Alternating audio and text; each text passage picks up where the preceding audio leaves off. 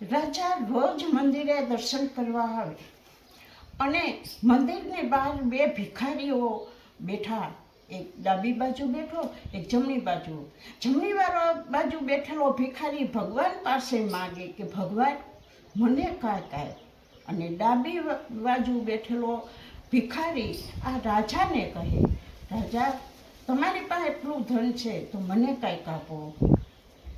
હરજને માટે એવી રીતે બન્યું. એક દિવસ રાજા પોતે રાજમાં ગયા અને એના પ્રધાનને બોલાવી અને કીધું કે એક વાટકામાં સોનાના સિક્કા નાખો અને ખીર દો. અને જ્યાં મંદિર છે ત્યાં એક ડાબી બાજુ ભિખારી બેઠો છે, એક જમણી બાજુ ભિખારી બેઠો છે. એમાં ડાબી બાજુ બેઠેલો ભિખારીને તમે આ વાટકો ખીરનો દઈ દેજો. પછી એ પ્રમાણે પ્રધાને એ ભિખારીને જઈ અને દીધું. અને ભિખારીએ જમતા જમતા ઓલા ભિખારીને કહેશે કે તું તો બહુ કહેતો હતો ને કે મને ભગવાન દેશે, ભગવાન દેશે.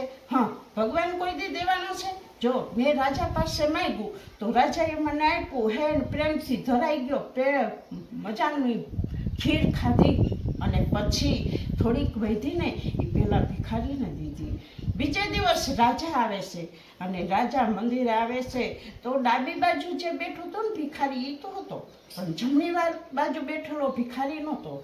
પછી દર્શન કરી ભિખારીને પૂછ્યું કે તમે કેમ છો? તો કે હા, અરે તમે જે વસ્તુ ખીર મોકલી એ ખાઈ અને આનંદ કરી છે. જો પેલો ભિખારી છે ને ભગવાન પાસે માગતો હતો, એ શું દેવાનો છે? પણ તમારી પાસે મેં માગ્યું, તમે મને ખીર દીધી અને મારું પેટ ભરાણું. પછી શું થયું? પછી તો જે વધી હતી ને એ ખીર એને દીધું. હારા મૂરખ છે તમે કહો છો એને ભગવાને દઈ દીધું. હવે આથી વિશેષ શું હોય? તો આ વિડીયો મારો ગમે તો શેર કરજો, સબસ્ક્રાઈબ કરજો અને કોમેન્ટ કરજો. અને પછી હસતા હસતા રાજાએ કીધું કે હારા મૂરખ, એને તો ભગવાને આપી દીધું છે. એટલે આ વિડીયો મારો જોજો, શેર કરજો, સબસ્ક્રાઈબ કરજો અને કોમેન્ટ કરજો.